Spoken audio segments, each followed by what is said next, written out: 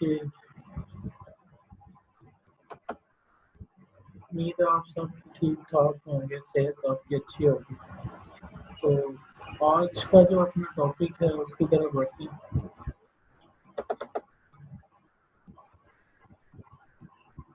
कल हमने बात की थी लास्ट लेक्चर में कि लीनियर ऑपरेटर्स क्या होते हैं। We know very well about linear mappings and linear operators. In the last lecture we discussed the difference between the linear mapping and linear operator. इसमें फर्क ये था कि नॉन स्पेसेस अंडर कंसिडरेशन है तो लीनियर ऑपरेटर बन जाएगा, और अगर कोई भी सेट अंडर डिस्कशन है तो वो लीनियर मैपिंग कहलाती है। वही कॉन्सेप्ट्स वही है सारे, वन वन ऑन टू और बाइजेक्टिव और आइसोमॉर्फिज्म, ये सारी चीज़ें हमने जो है वहाँ पे डिस्कस की थी। तो आज का अपना टॉपिक है बाउंडेड लीनियर ऑपरेटर। इसमें दो चीज़ें हैं, बाउंडेड भी, बाउंडेड का लफ्ज इस्तेमाल किया हुआ उसमें, और लीनियर। तो देखते हैं इसमें क्या होता है। बाउंडेड लीनियर ऑपरेटर,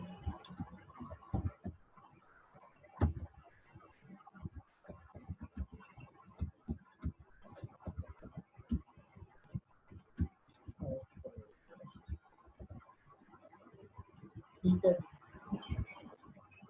तो पहले तो ऑपरेटर की सारी कहानी दोबारा से हमें देखना होगी। What is operator? एक एक्स नॉन स्पेस है, नॉन स्पेस एक्स है, एक नॉन स्पेस वाई। नॉन स्पेस जब भी हम कहेंगे इसका मतलब ये है कि एक्स जो नॉन स्पेस है, कोई एक्स बिलोंगिंग टू एक्स है, एक्स बिलोंगिंग टू एक्स अगर कोई एलिमेंट है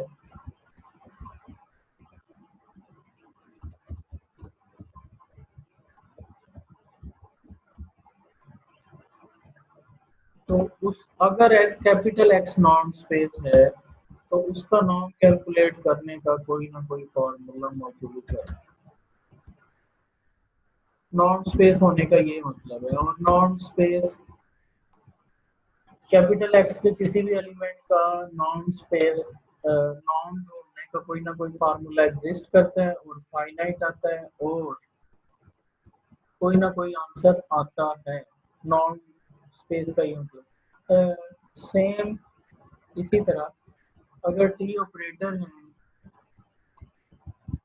एक्स टू वाई और वाई भी नॉन स्पेस है, तो T X you know will belong to Y. T X X पे जब टी ऑपरेट हो चुका होगा तो किसको बिलोंग कर जाएगा? वाई को। तो टी एक्स का जो नॉन कैलकुलेट करना है, टी एक्स भी एक मेंबर है वाई का और वाई भी नॉन स्पेस है।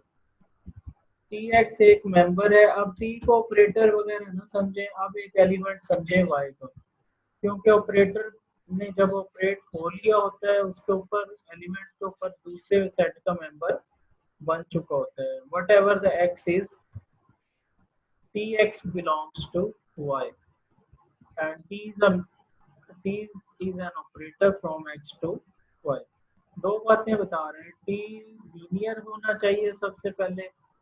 बाउंडेड लीनियर ऑपरेटर की डेफिनेशन में टी लीनियर होना चाहिए, और लीनियर के बाद हम बाउंडेड की अब डेफिनेशन करने जा रहे हैं कि बाउंडेड किस तरह से डिफाइन करवाएंगे। ओके, तो इसको हम देखते हैं। कहता है कि बाउंडेड किस तरह करना है।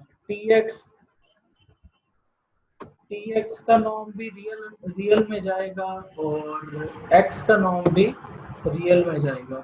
एक्स का नाम कैलकुलेट करने का अपना फॉर्मूला हुआ करेगा, कैपिटल एक्स पे नॉर्म, वो नॉन स्पेस कोई और फार्मूला हुआ करेगा, इसका नॉन स्पेस कोई और फार्मूला हुआ करेगा। यू नो के दो डिफरेंट नॉर्म स्पेसेस हैं एक्स एंड वाई, और दोनों के कोई दोनों नॉर्म स्पेस हैं, दोनों का अपना कोई नॉर्म है।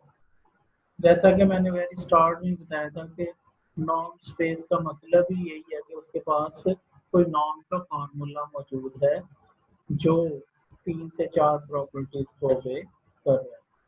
ठीक है, एक्स भी नॉर्म स्पेस, वाई भी norm space, T X Y का एलिमेंट, और उसके नॉर्म कैलकुलेट करने का अपना मेथड, उसके नॉर्म कैलकुलेट करने का अपना मेथड। तो नॉर्म्स कैलकुलेट कर लिए आपने दोनों के, टी एक्स का नॉर्म भी कैलकुलेट कर चुके हैं। X mean any element from the domain set. T X का नॉर्म जो है वो लेस देन और equal to some norm of x multiplied by some c positive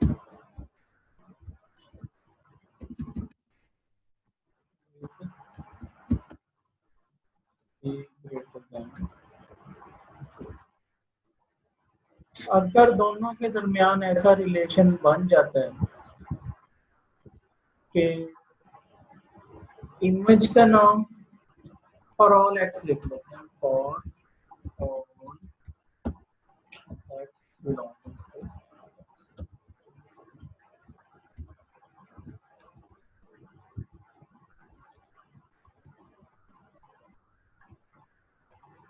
दूसरे लफ्जों में क्या लिखा जा सकता है कि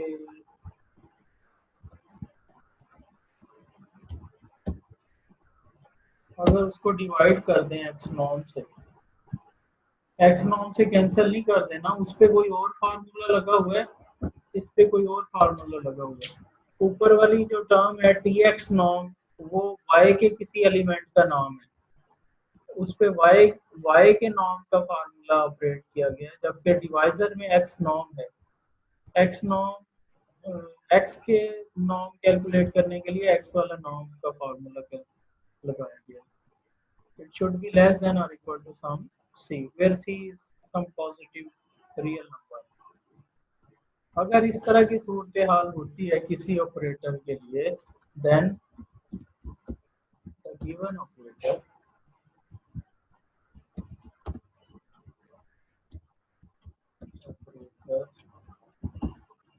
इज कॉल्ड बाउंडेड ऑपरेटर। और लीनियरिटी की तो आपको पता ही है, वही शर्त है कि उसे लीनियर होना चाहिए। तो अगर लीनियर भी है और बाउंडेड की इस डेफिनेशन को पूरा कर देता है, तो हम कहेंगे कि वो ऑपरेटर बाउंडेड लीनियर ऑपरेटर है, बाउंडेड लीनियर ऑपरेटर है। जी, यहाँ तक क्लियर है? चले अब हम इसको बुक वाली डेफिनेशन को देखते हैं।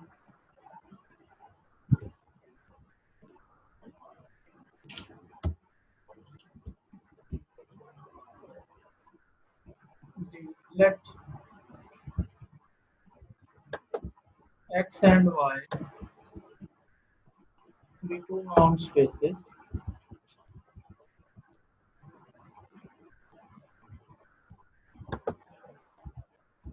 and t is a function, t is an operator from domain of t to y are linear, where domain of t is subset of x.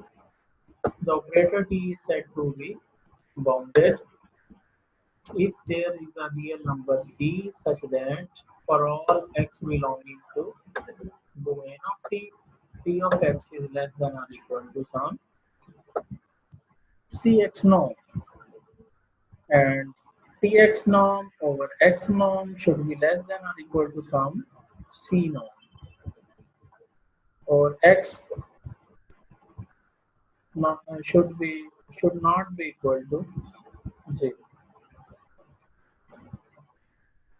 यहाँ तक क्लियर है बाउंडेड लीनियर ऑपरेटर की definition?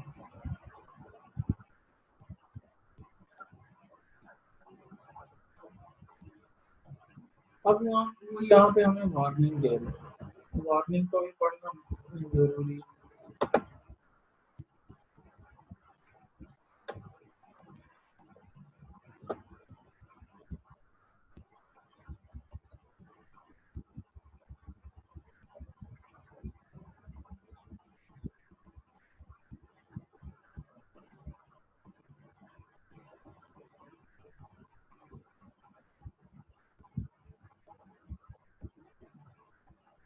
अच्छा यहाँ पे हम बात कर रहे थे इन वन, ये वन जो वही इक्वेशन की बात कर रहे हैं, this is one bounded linear operator. T bounded कहलाएगा अगर टी एक्स का नॉर्म लेस हो जाता है some multiple of X nought. In one the norm on the left is that on Y. तो ये वही बात के लेफ्ट साइड पे जो नॉर्म का फार्मूला लगाना है आपने वाई वाला लगाना है, and the norm on the right is that on x. For simplicity, we have denoted both norms by the same symbol without danger of confusion.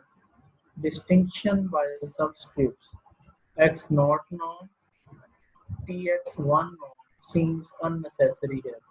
Formula 1 shows that a bounded linear operator maps bounded sets in domain of T onto bounded sets in range of T.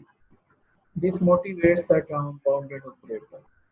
Warning: note that our present use of the word bounded is different from the calculus one, where a bounded function is one whose range is a bounded set. हाँ वो कहता है वो वाली story यहाँ पे नहीं चलेगी।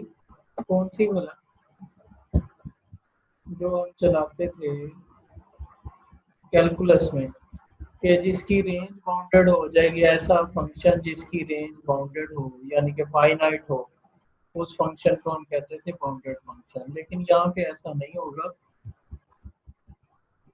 वार्निंग इसीलिए दे रहे हैं कि काफ़ी डिफरेंस है बाउंडेड ऑपरेटर की डेफिनेशन में और बाउंडेड फंक्शन की डेफिनेशन में, बिकॉज बाउंडेड ऑपरेटर की डेफिनेशन डायरेक्टली रिलेटेड है नॉन नॉन स्पेस के साथ। It is only specific for non spaces. This definition is specified for non linear spaces. ठीक है जी। तो इस वार्निंग को आपने रखना माइंड में कि बाउंडेड फंक्शन और बाउंडेड ऑपरेटर में जमीन आसमान का फर्क है। इसकी डेफिनेशन ये है। This one, we can see it as this. This is the definition of bounded operator.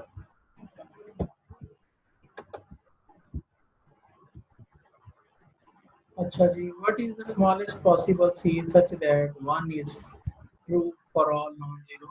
कहता है एक तो फिर इस डेफिनेशन पे अगर पूरा उतरना है तो डिवाइजर में जीरो नहीं आना चाहिए। हाँ नहीं आने देंगे जीरो, वो निकाल दिया करेंगे। अब हम एक नई डेफिनेशन बनाने जा रहे हैं। इस सी का ही नाम रख देते हैं, ये जो सी है ना लेस देन और इक्वल टू सी, इस सी का हम नाम रखने जा रहे हैं। इसका नाम रख दिया T Nom. T Nom is equal to T x Nom over x Nom and x not equal to zero and x belongs to domain of T. और इस रेशो का ले लिया करना है supremo.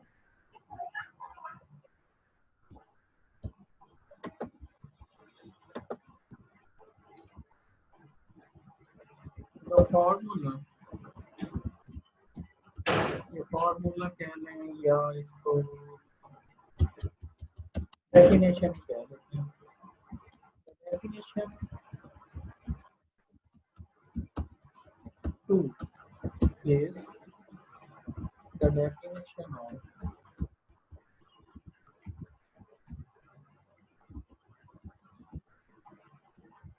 Operator norm denoted by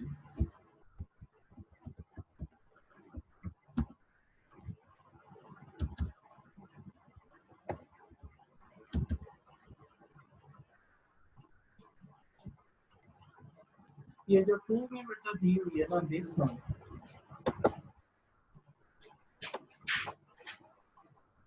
this formula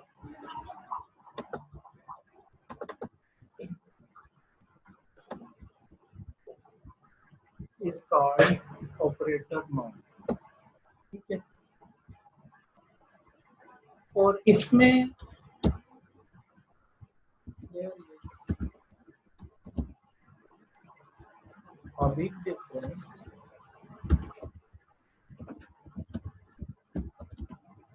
between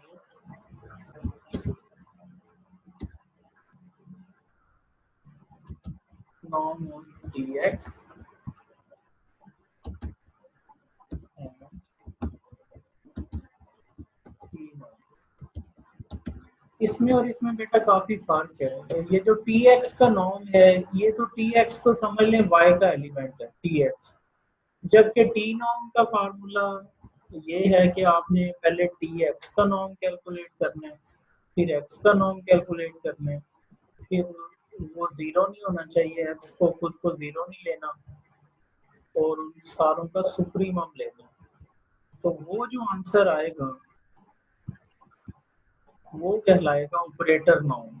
operator norm का अपना formula है, टी एक्स नॉर्म तो वाई वाले नॉर्म के फार्मूला से कैलकुलेट किया करेंगे।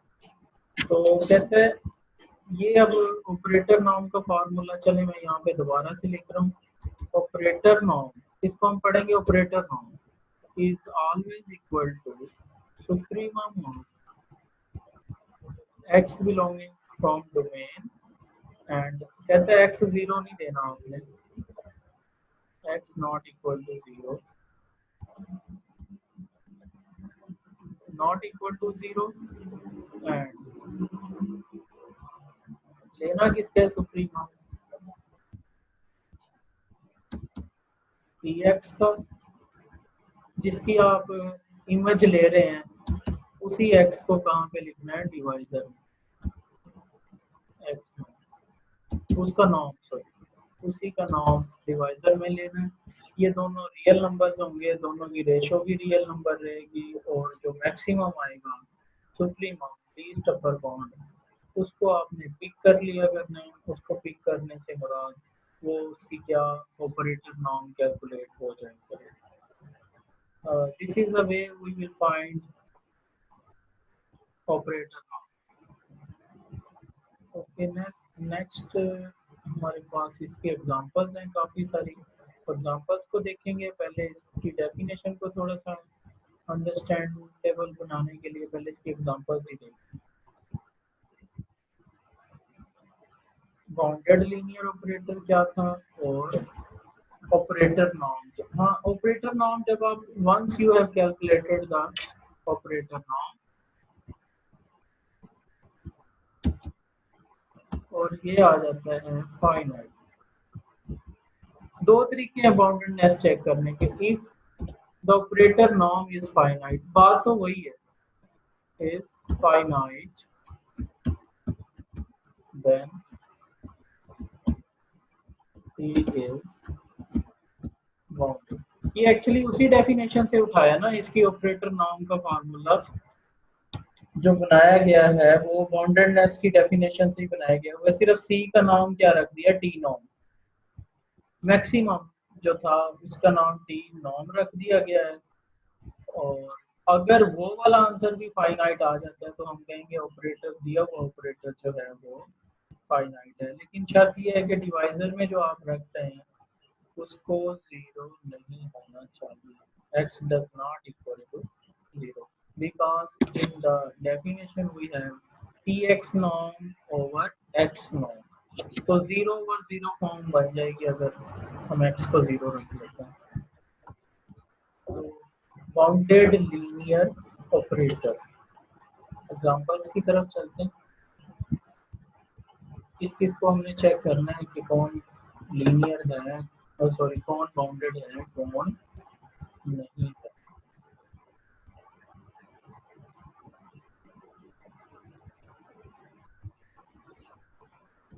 कहते हैं अगर एक और फार्मूला ये भी है, अगर एक्स नॉर्म को 1 ही रख लें, क्योंकि ऊपर वाले ने ही रेशो सेट करनी है, डिवाइजर में अगर 1 रख लें, नॉर्म एक्स नॉर्म को 1 रख लें, तो फिर कैलकुलेट कर लें तो भी फाइनाइट आ रहा है, तो फिर भी हो जाएगा। चलें इसको बाद में देखते हैं, पहले इसके एग्जांपल्स को देखेंगे।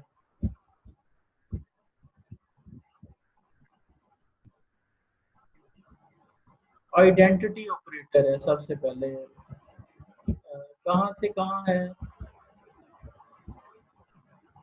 ये, स्टूडेंट्स हैंड रेज कर रहे हैं, चलें पहले इनके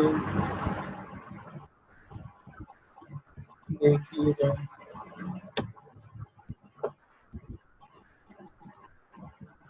ओके, कोई स्टूडेंट नहीं है, चलें।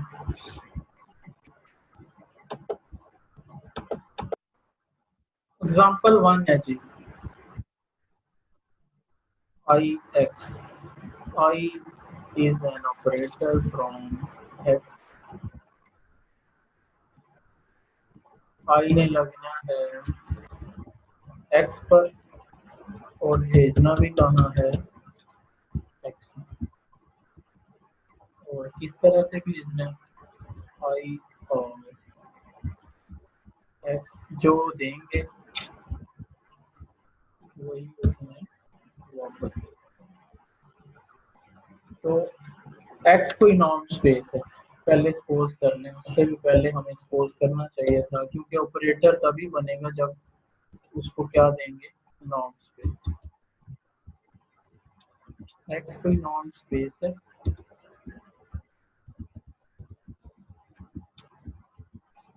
और i एक ऑपरेटर है जो x के एलिमेंट्स को x में ही वापस भेजता है।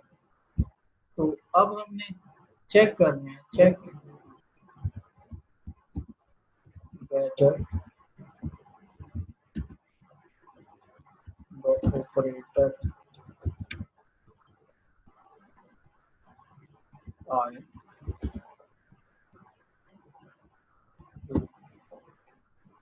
बाउंडेड।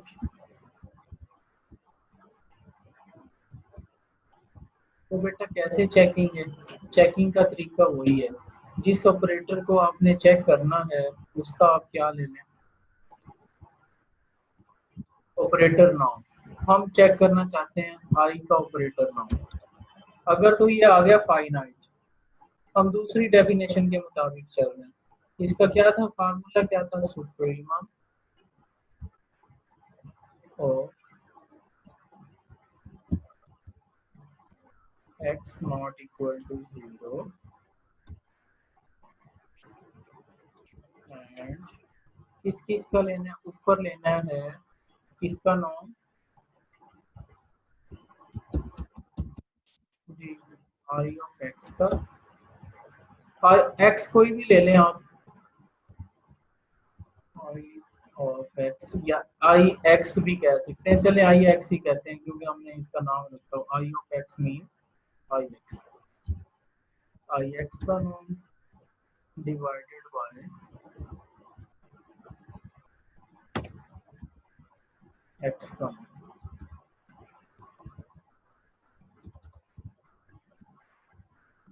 आई एक्स का नॉर्म डिवाइडेड बाय एक्स में। तो बेटा आपको पता है आई एक्स भी दोबारा कितना आना है, एक्स एक्स ही आना है, और ऊपर भी एक्स नॉर्म, नीचे भी एक्स नॉर्म, एक्स नॉर्म से कैंसिल हो जाएगा, we will be left with, we are left with supremum और नॉर्म, नॉर्म से कैंसिल हो जाएगा, हमने किसका सुप्रीमम ढूंढना है, वन का, वन का सुप्रीमम वन ही होगा।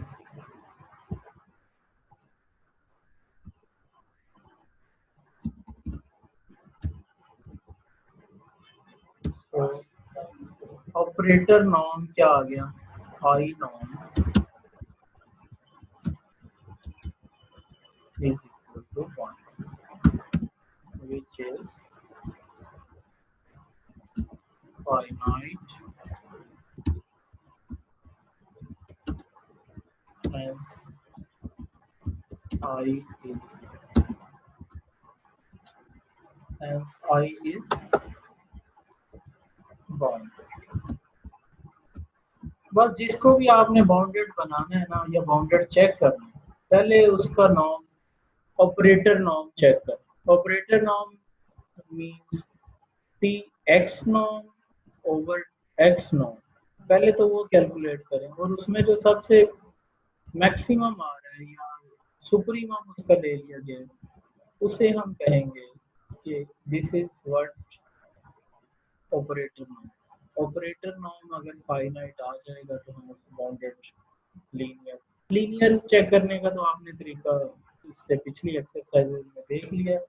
तो अगर बाउंडेड लीनियर प्रूव करना हो तो पहले लीनियर प्रूव करें फिर उसको बाउंडेड प्रूव। तो ये एक एग्जांपल है। इसी तरह कहते हैं जीरो ऑपरेटर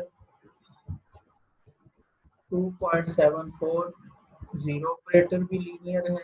सारों पे यही डेफिनेशन लगा के यही फार्मूला लगा के आप चेक करते जाएंगे। This one zero operator is also a bounded linear operator and the derivative operator is also a bounded linear operator.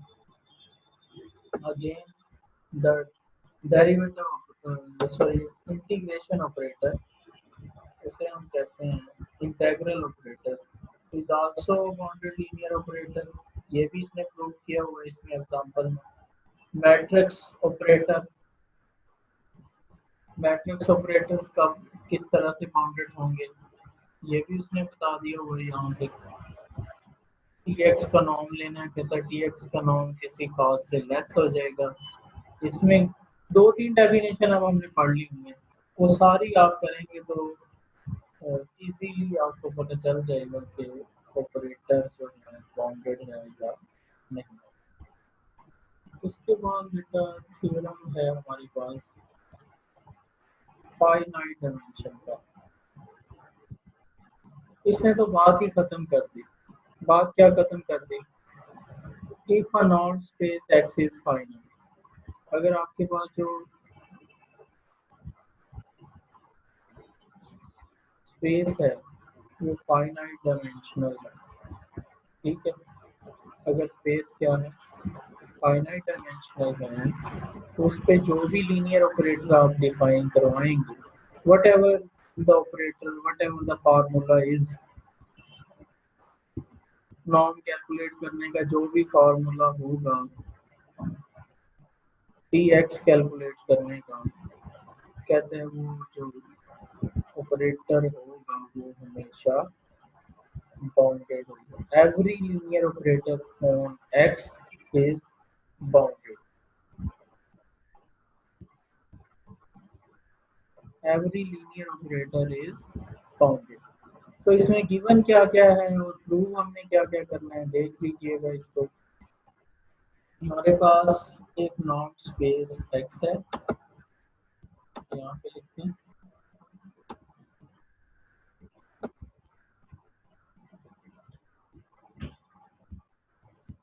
x is equal to finite dimensional not space and और क्या given है P is a linear operator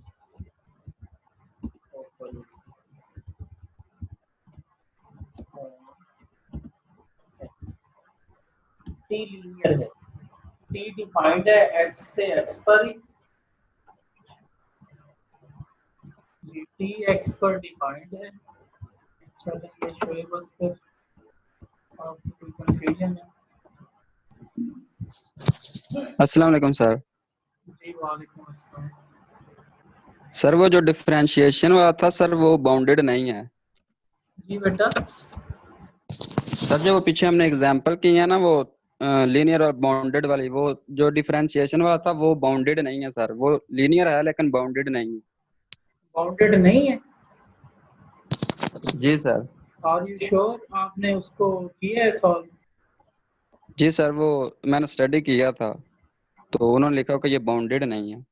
हाँ, अगर definition पे पूरा नहीं उतरता ना, ऑपरेटर नॉर्म कैलकुलेट हो जाता है और जी फाइनाइट सर। नहीं आता ऑपरेटर नॉर्म, तो तब जी हम सर। कहेंगे कि वो बाउंडेड ऑपरेटर नहीं। Okay sir. अ, नहीं, अगर वो फाइनाइट डायमेंशनल नॉर्म स्पेस है, जी सर। जैसे आपके पास P3 है, अगर वो P3 पे ये- लगता है, P3 की जी सर। डायमेंशन कितनी है? 4 सर। 4 है, फाइनाइट डायमेंशनल हो गया ना, यस सर। तो लीनियर भी है ये डेरिवेटिव ऑपरेटर, फिर तो बाउंडेड सर होगा, इस थ्योरम की हेल्प से ही बाउंडेड हो जाएगा। जी सर, इधर अगर नॉन स्पेस फाइनाइट डायमेंशनल हो फिर तो सर वो होगा, लेकिन उन्होंने वहां लिखा हुआ है कि ये लीनियर है लेकिन बाउंडेड नहीं है। वो देखते हैं कि कौन सी उसके पास इनफाइनाइट डायमेंशनल है, फाइनाइट डायमेंशनल है। ये बड़ा जी अच्छा सर। क्वेश्चन है आपका, क्योंकि ये थ्योरम अगर उस पे लगाया जाए, यही वाला, तो फिर तो जी उससे सर। बाउंडेड होना चाहिए, अगर फाइनाइट डायमेंशनल नॉन स्पेस है। जी सर। तो P3 भी फाइनाइट डायमेंशनल है, P4 भी फाइनाइट डायमेंशनल है, P5 भी। तो इस तरह से इनकी डायमेंशंस फाइनाइट हैं, देखते हैं क्यों नहीं हो रहा वो बाउंडेड। लेकिन इस पे एक शर्त ये भी है कि T जो जी है, सर। T जो ऑपरेट हो रहा है वो किस से किस तक होना चाहिए। हाँ, ये कंडीशन है, कहाँ यस सर। कहाँ से कहाँ, एक्स पे ही होना चाहिए, यस सर। अपने से अपने आप तक। लेकिन अब वो जो था डेरिवेटिव ऑपरेटर, अगर वो P3 के किसी एलिमेंट पे लग रहा है, वो उसको किसका एलिमेंट बना देता है? P2 का सर। P2 का बना देता है, शायद इस वजह से वो बाउंडेड ना हो रहा हो। क्योंकि इस जी सर। थ्योरम की डेफिनेशन क्या है, स्टेटमेंट, कि पहले तो वो वो ऑपरेटर डिफाइंड हो किसी फाइनाइट डायमेंशनल पर, जी डोमेन सर। भी वो खुद हो और रेंज भी और खुद ही खुद ही हो। यस। इस तरह की सूरत हाल हो, तो तब जाके ऑपरेटर जो भी डिफाइन करवाएंगे वो ऑपरेटर क्या होगा, बाउंडेड होगा। बाउंडेड और लीनियर। ठीक है, yes sir. Okay.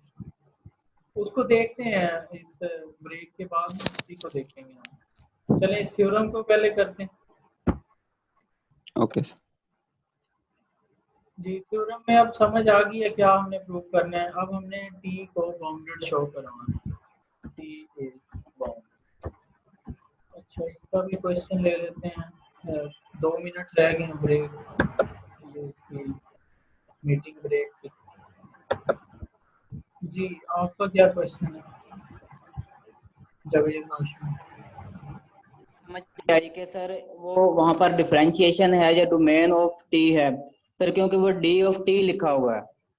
D of T बेटा उसी का उठा के लेना होता है, एक्स में से छोटी डोमेन बना सकते हैं आप। ऑपरेटर का यही तो जी डिफरेंस है सर, वही मैपिंग के बात है साथ। कि तब तक मैपिंग हमने कहती है जो पूरा एक्स सेट का, डोमेन बने पहले वाला, सर जबकि हमने एक्स का ऑपरेटर ही क्या ड्रा कहता है, किया था तब तक ऑपरेटर लिया। कहता है कुछ हिस्सा भी ले सकते हैं आप कंसीडर करके, वहां से वहां तक एक फार्मूला डिफाइन करवा सकते हैं। जी सर। ठीक है, ये क्लियर हो गया डी ऑफ टी और एक्स में क्या डिफरेंस है। डी ऑफ टी उसका यस सर। सबसेट ही हुआ करेगा एक्स का ही। जी सर। ओके, तो अब हमने शो क्या करवाना है बेटा, टी इज बाउंडेड। तो टी बाउंडेड बाय डेफिनेशन या तो ये शो करवाना है, टी नॉर्म इज फाइनाइट।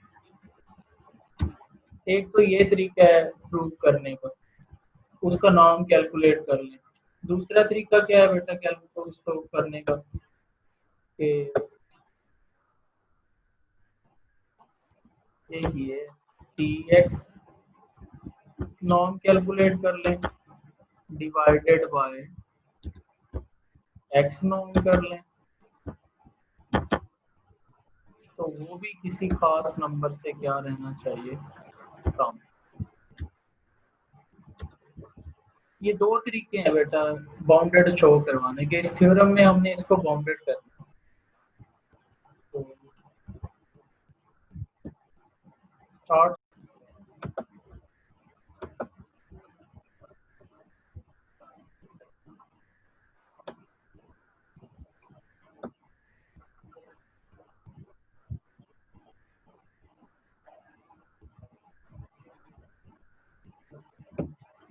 अच्छा बेटा आवाज आ रही है मेरी आप सब लोग?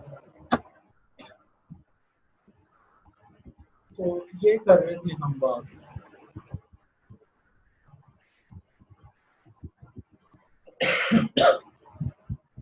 कि इसको अब हमने बाउंडेड शो करवाना है। ये बड़ा अहम थ्योरम है। आप आंखें बंद करके भी बता दिया करेंगे अगर कोई फाइनाइट डायमेंशनल नॉर्म स्पेस के ऊपर जो है ना अगर कोई डिफाइंड है तो आप इजीली बता दिया करेंगे कि ऑपरेटर जो है वो बाउंडेड। इसके प्रूफ को अगर हम देखें, क्योंकि उसने बताया हुआ फाइनाइट डायमेंशनल है, फाइनाइट डायमेंशनल है तो आपको पता है इसकी बेसिस में फाइनाइट एलिमेंट होंगे। तो इसकी बेसिस ले लेते हैं हम, क्या होंगे। इसने नाम रखे हुए हैं E1 बेसिस के एलिमेंट्स का, E2 सो सब सपोज कर लें कि n डायमेंशनल है तो n एलिमेंट्स होंगे बेसिस में। और अगर ये बेसिस हैं, अगर ये बेटा बेसिस हैं तो नॉन स्पेस का हर एलिमेंट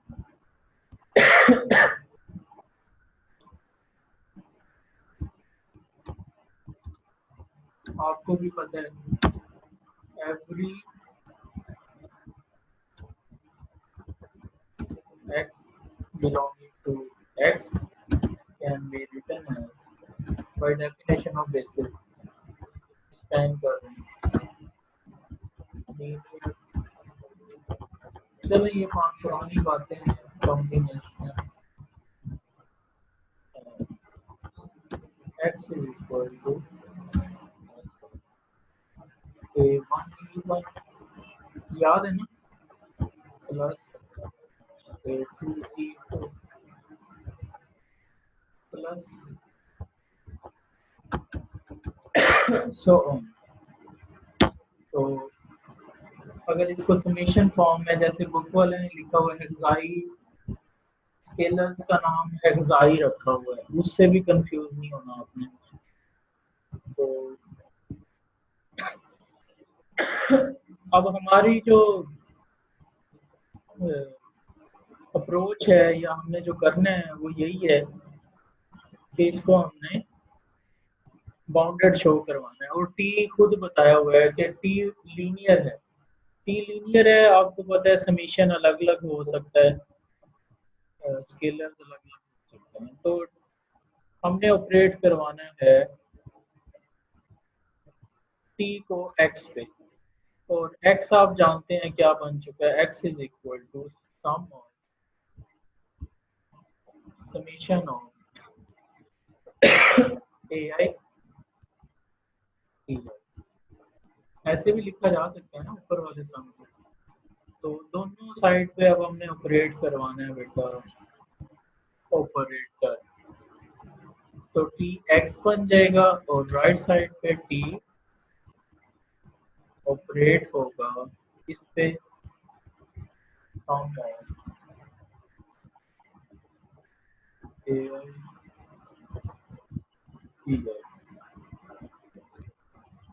और नॉर्म भी कहता है अगले मरहले में इसका अगले स्टेप में क्या लेना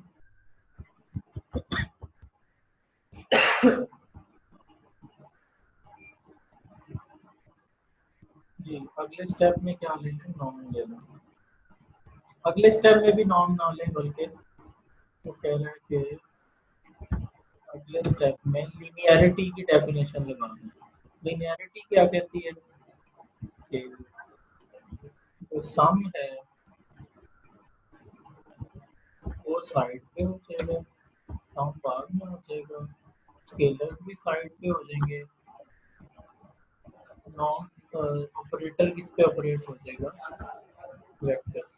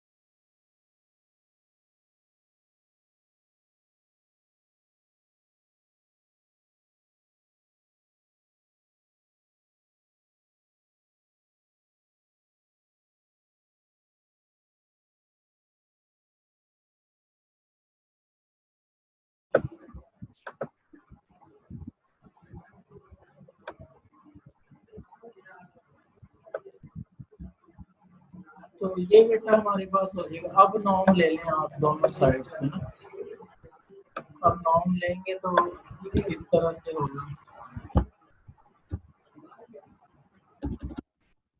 थोड़ा इधर लिख देते हैं इसको, नॉर्म अप्लाई करते हैं दोनों side.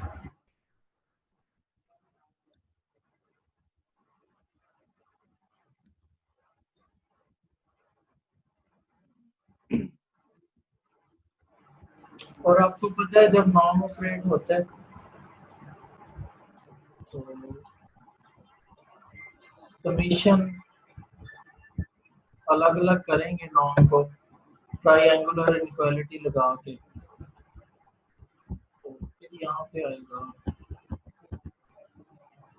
Less than equal to, सम बाहर ले आएंगे और नॉर्म नॉर्म की दोनों प्रॉपर्टीज लगा देंगे। ए आई इसका क्या बनेगा, मॉडुलस, और इनका वेक्टर्स का क्या बनेगा, नॉर्म टी ऑफ, ऐसे ही होगा ना जैसा कि इन्होंने दिखाया।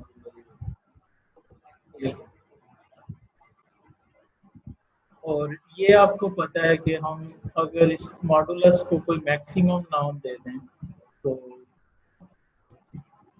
ये और लेस हो जाएगा, is less than or equal to, और अगर हर नॉर्म को इसको इनमें से सामने से कोई बड़ा नॉर्म चूज कर लिया जाता है तो इसका नाम के ही रख लें, चलें के रख लेंगे तो is less than or equal to K into sum of modulus ए।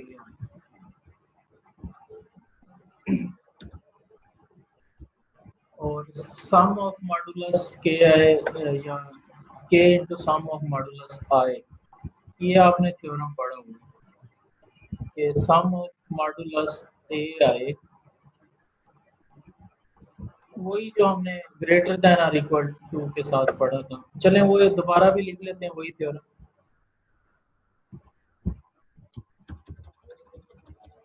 इसका नाम हम रख लेते हैं one.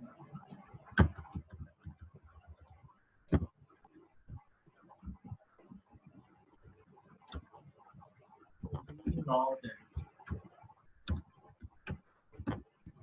a very important theorem which was norm of A1 E1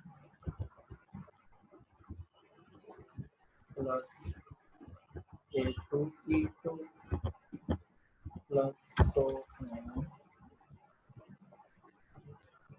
AN EN was greater than or equal to याद है ना, सम सी इंटू समेशन नॉट, इस तरह से हमने बेटा लिखा था, याद होगा आपको।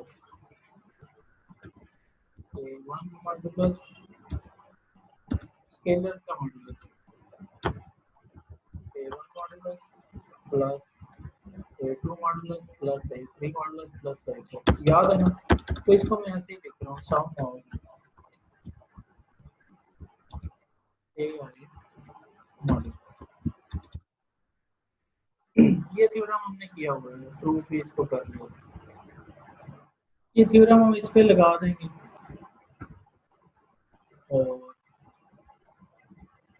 इससे क्या है, ये लेफ्ट साइड से अगर इसको दूसरी तरह से लिखना चाहूँ मैं, दूसरी तरह से अगर आप इसको लिखना चाहते हैं इसी थ्योरम को, किस तरह से लिख सकते हैं?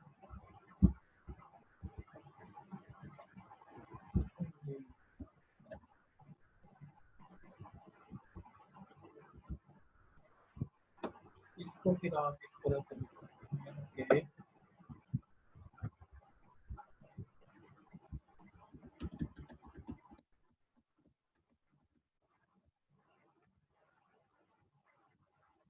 is less than or equal C के साथ,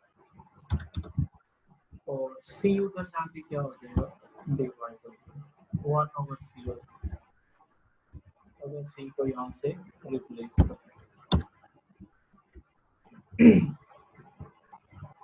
तो बेटा ये किससे लेस हो रहा है,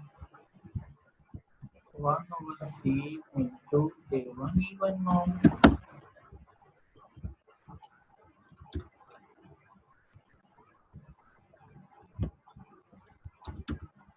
और इसको 1 में रिप्लेस कर दें, यहाँ इसकी जगह पे K into sum of AI। तो सम ऑफ AI किससे लेस हो रहा है, 1/C इंटू दिस वन, यानी कि इसको हम इस तरह से भी लिख सकते हैं A1 E1 plus A2 E2, ये आप जानते हैं। पहले ये क्वेश्चन ले रहे हैं, ये बीपी का नाम है सोनिया जी। बेटा क्या क्वेश्चन है आपको? सोनिया रोल नंबर 10, और जल्दी से बोलने, मैंने आपको अनम्यूट कर दिया।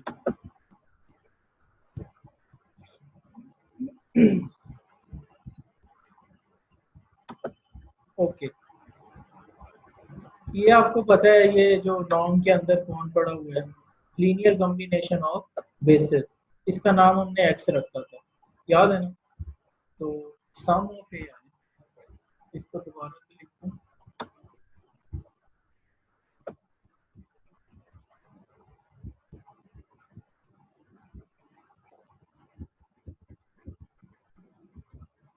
सम of A I is less than और इक्वल टू,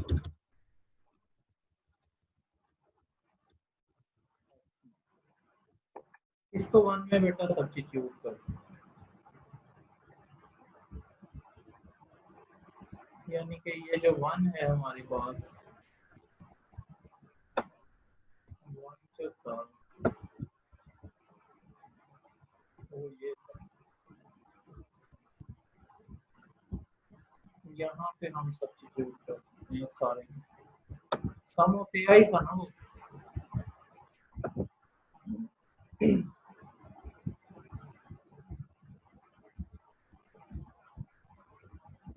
यहाँ, और ये था एक्चुअली टी एक्स, और इस के को भी अगर हम यहाँ पे रिप्लेस कर देते हैं, या इसको भी कोई नाम दे देते हैं, के इधर आके डिवाइड हो जाए, तो इसका नाम कोई नया रख देंगे, चलें खैर।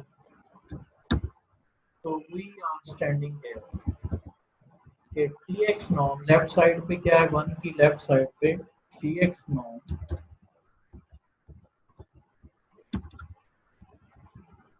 is less than or equal to, is less than or equal to x naught, कुछ स्केलर्स भी साथ हैं।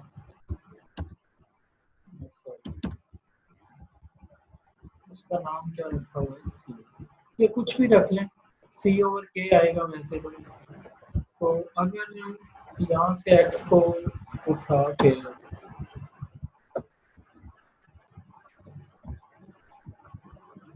डिवाइड कर दें यहाँ से, क्योंकि एक्स तो जीरो है नहीं।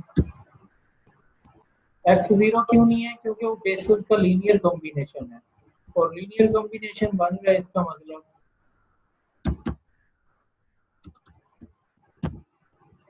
तो ये किसकी डेफिनेशन ऑफ ए हो गई?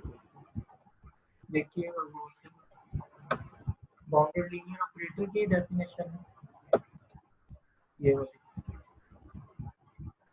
ऐसे ही this one.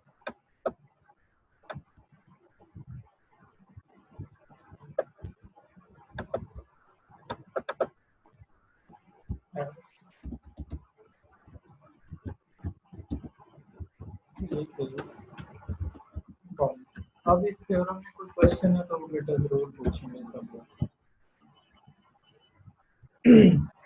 X finite dimensional space था, टी उस पे लीनियर ऑपरेटर था, हमने प्रूव करना था कि टी जो है वो बाउंडेड है। हमने बेसिस की डेफिनेशन को अप्लाई किया, हमने लीनियरिटी को अप्लाई किया, और हमने इस पे थ्योरम को अप्लाई किया, और जिसकी हेल्प से हमने इसको प्रूव कर दिया।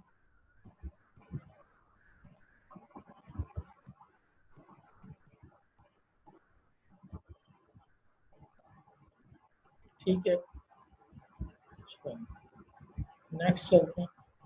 थ्योरम ये हो चुका है, उन सारी डेफिनेशंस को बेटा आप देख लेंगे, जो नहीं है तो समझ लें नहीं है बाउंडेड, जो डेफिनेशन पे पूरा उतर रहे तो ठीक है उतरे। तो यहाँ पे उसने उसका नाम गैमा रखा है, हम के रख लें, सी रख लें, जो भी रख लें वो आपकी चॉइस है।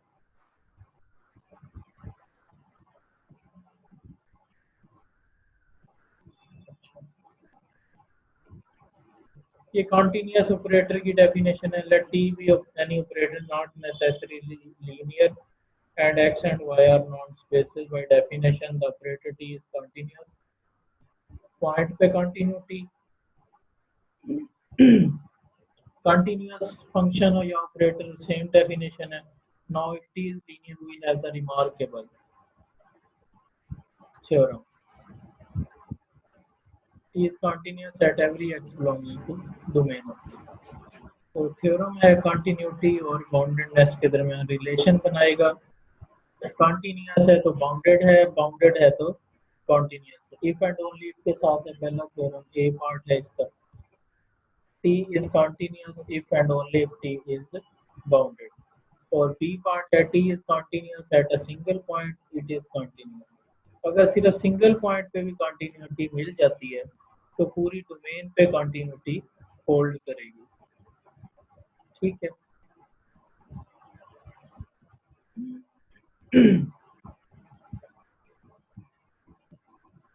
ये थ्योरम्स दोनों आप इजीली प्रूव कर सकते हैं। Continuity null space. Let T be a bounded linear operator, then Xn approaches to X implies Txn approaches to Tx।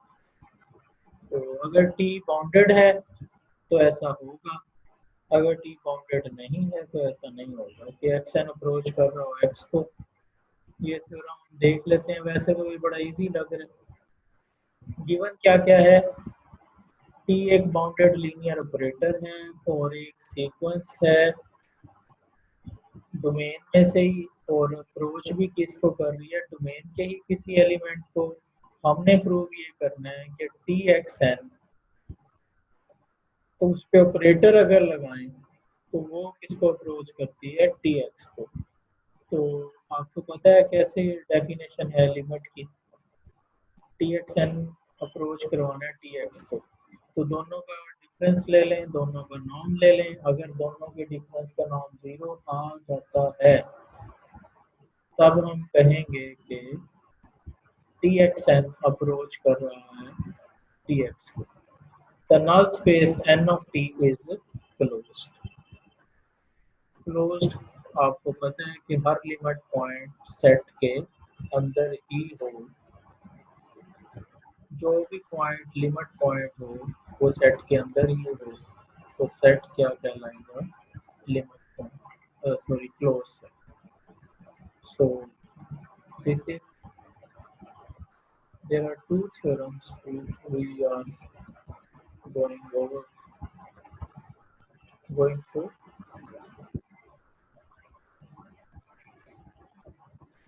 This one,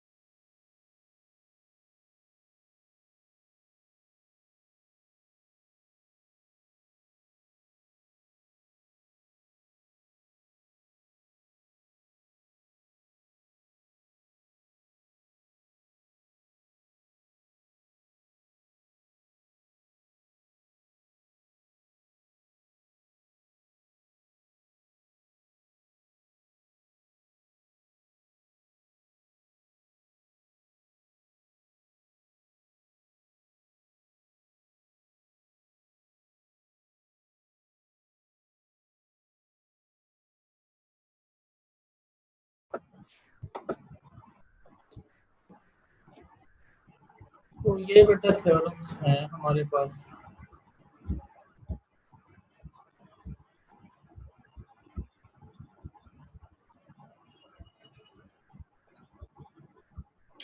ये वही डेफिनेशंस की बात कर रहे थे, एग्जांपल्स की, डिफरेंशिएशन ऑपरेटर। तो वो डेफिनेशन पे डिपेंड करता है किस तरह की डेफिनेशन है। T is not bounded. From here you can see that क्योंकि Txn over Xn is equal to n, and what is n we don't know. Since n belonging to n was arbitrary, तो तब अगर तो n fixed है, finite है, फिर तो हम कह सकते हैं कि डिफरेंशिएशन ऑपरेटर बाउंडेड है। लेकिन आपने n कितना चूज किया हुआ है, यू डोंट नो। ये देखिए ना, where n belonging to n, किस डिग्री की पॉलिनोमियल चूज की हुई है जिस पे आप डेरिवेटिव अप्लाई करना चाहते हैं। ठीक है ना? अगर तो आपने चूज की हुई है पॉलिनोमियल फाइनाइट डायमेंशनल, P3 है, P4 है, P5 है, तो फिर तो आप कर सकते हैं, अदरवाइज नहीं बाउंडेड हो गई। फॉर एग्जांपल अगर आपके पास यहाँ पे होता, शोएब अगर आपके पास होता डेरिवेटिव ऑपरेटर P3 पे लग रहा होता, तो P3 पे अगर ये लग रहा होता, फॉर एग्जांपल ये अप्लाई हो रहा है D क्यूब पे, तो इसने आंसर दे देना है, क्या जी, क्या आंसर दे देगा? 3t square. और अब हम इसका डी का नाम कैलकुलेट करते हैं। डी का नाम किसके इक्वल होगा? डी नाम इज इक्वल टू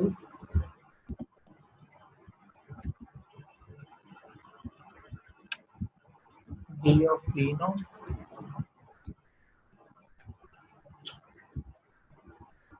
टी, यानी कि जो पॉलिनोमियल आपने डोमेन में दी है वो टी क्यूब दिया है, डिवाइडेड बाय टी नाम। और नॉर्म कैलकुलेट करने का फार्मूला भी कोई ना कोई उसने दिया हुआ होगा। चलिए नॉर्म का फार्मूला ना भी दिया हुआ हो, हम इसको इस तरीके से देख सकते हैं, टी क्यूब टी स्क्वायर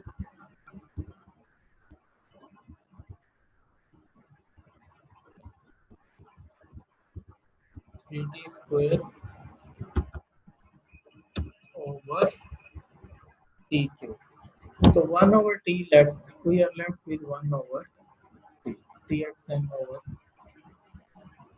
इस तरह से जो है ना ये फाइनाइट रह सकता है अगर हमारे पास पॉलिनॉमियल जो है वो फाइनाइट डायमेंशन, या एक्स एन नॉर्म कहता है 1 ले लें फिर भी हो सकता है। चले इस एग्जांपल की हद तक जो है नहीं बाउंड्री। इसी तरह ये वाला है, इसको भी आप देख सकते हैं इंटीग्रल ऑपरेटर।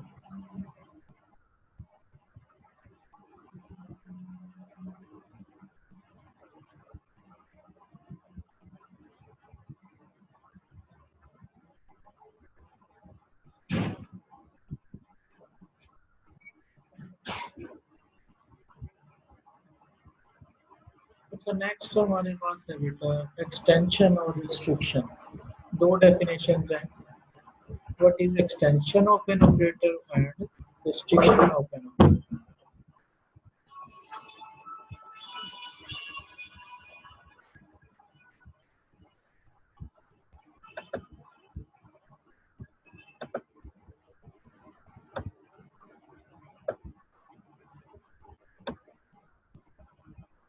चलिए इसको डायग्राम से देखते हैं किस तरह से हो सकती है इसकी डेफिनेशन।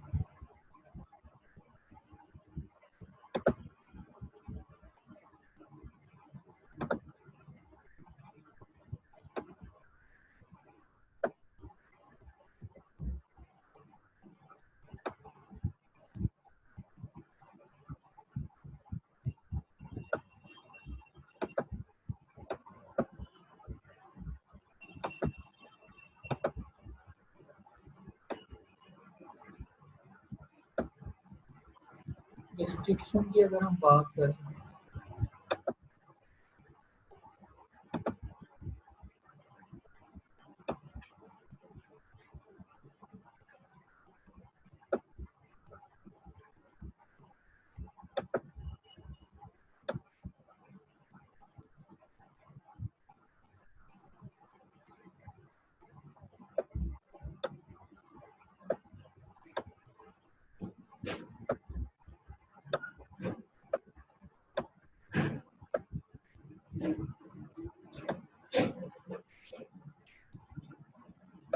ये बेटा कोई हमारे पास ऑपरेटर है T from domain of T, ये जहाँ से जा रहा है उसको हम डी ऑफ टी कह रहे हैं जो कि एक्स का ही सबसेट है।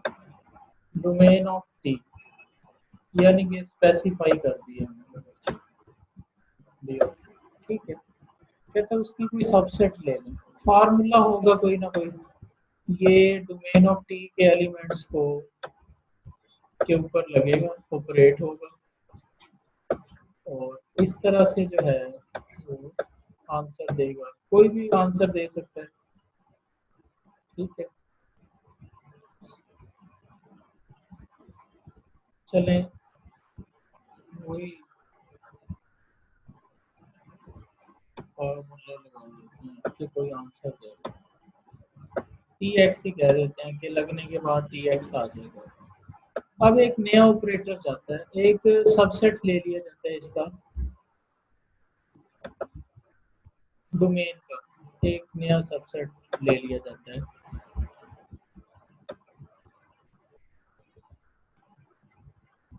उसका नाम लिखा जाता है बी। रिस्ट्रिक्ट कर रहे हैं डोमेन को और रिस्ट्रिक्ट कर रहे हैं यानी कि उसका सबसेट ले रहे हैं, ठीक है। यहाँ से यहाँ एक नया फार्मूला डिफाइन करो, उसका नाम रखते हैं टी, इस सेट का नाम क्या रखा है जी, B, subset of D of T. इस सेट का नाम रखा है हमने बी, बी से बी पे ऑपरेट होगा ऐसा ऑपरेटर जो बी पे ऑपरेट होगा सबसेट ऑफ द डोमेन, और भेजेगा कहाँ, वाई में ही। लेकिन किस तरह से भेजेगा, टी बी ने ऑपरेट होना है बेटा किसके ऊपर, किसके एलिमेंट्स पे ऑपरेट होना है, बी के एलिमेंट्स पे। चलें बी के एलिमेंट्स को कोई और नाम दे दें, कुछ भी दे दें आप।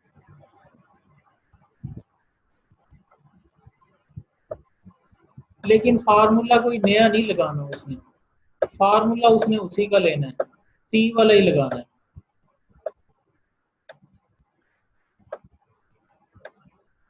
टी वाला फार्मूला लगा के ही वहां पे भेजना है। लेकिन उसकी डोमेन को जो है ना, डोमेन को और रिस्ट्रिक्ट कर दिया है। अगर किसी फार्मूला की डोमेन को रिस्ट्रिक्ट कर दिया जाए तो वही फार्मूला एक नया ऑपरेटर बन जाता है। उस ऑपरेटर को पिछले ऑपरेटर की क्या कहा जाता है, रिस्ट्रिक्शन।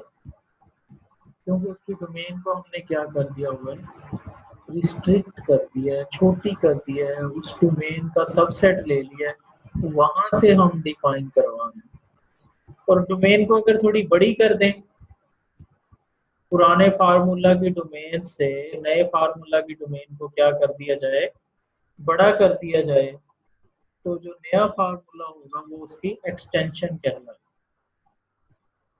फार्मूला वही रहेगा ऑपरेटर का, ऑपरेटर वही रहेगा, मैपिंग करने का फार्मूला वही रहेगा, लेकिन वो सिर्फ ऑपरेट होगा अब छोटी डोमेन के लिए तो रिस्ट्रिक्शन कहलाएगा। वही फार्मूला अगर बड़ी डोमेन के लिए भी एप्लीकेबल कर देते हैं हम, तो वही फार्मूला अपने फार्मूला की क्या बन जाएगा, एक्सटेंशन बन जाएगा। ठीक है जी, 4 मिनट रह चुके हैं, 5, तो आप अटेंडेंस मार्क करेंगे और जिनके क्वेश्चन हैं वो क्वेश्चन पुट करेंगे। अटेंडेंस के लिए मैं ये चैट बॉक्स ऑन कर दूं।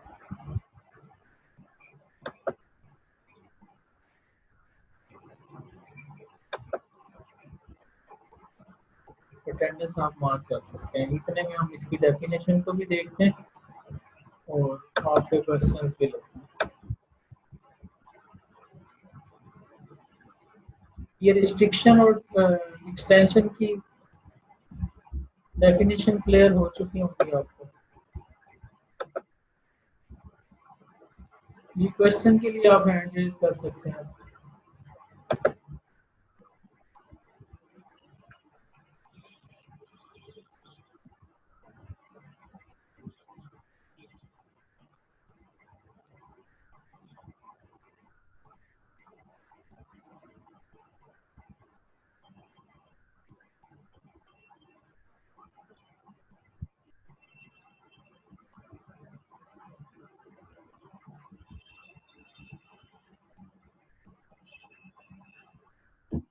जी विक्टर बतूल, आपका क्या क्वेश्चन है?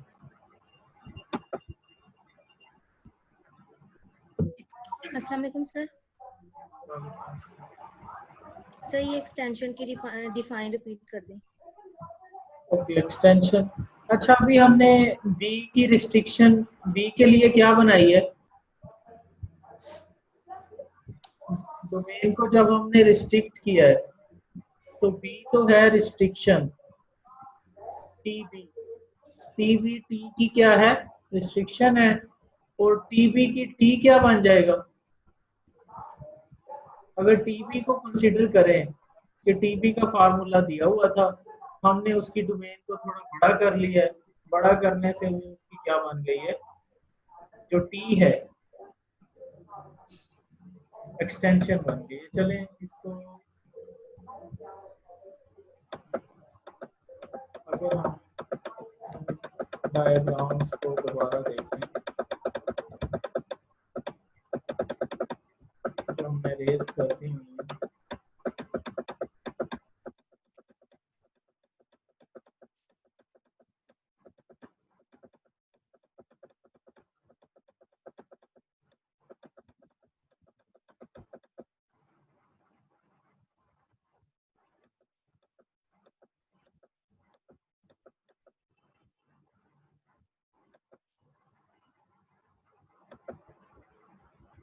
ये थी बेटा डायग्राम। अगर हम टी बी को सपोज कर लें कि टी बी पहले से डिफाइंड है और टी को हमने बाद में डिफाइंड करवाया, तो टी बी छोटी डोमेन थी और टी की डोमेन बड़ी है, तो टी उसकी क्या बन रही है, एक्सटेंशन। और अगर इसको टी को कंसीडर करके देखें तो टी बी उसकी क्या बन रही है, रिस्ट्रिक्शन। यानी कि डोमेन बड़ी करके नया ऑपरेटर डिफाइन करवा दें तो एक्सटेंशन होती है नया ऑपरेटर, डोमेन छोटी करके नया ऑपरेटर डिफाइन करवा दें तो वो नया ऑपरेटर क्या कहलाएगा,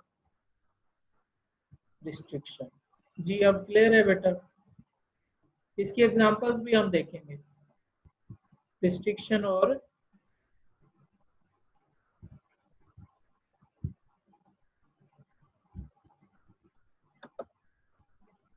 एक्सटेंशन की।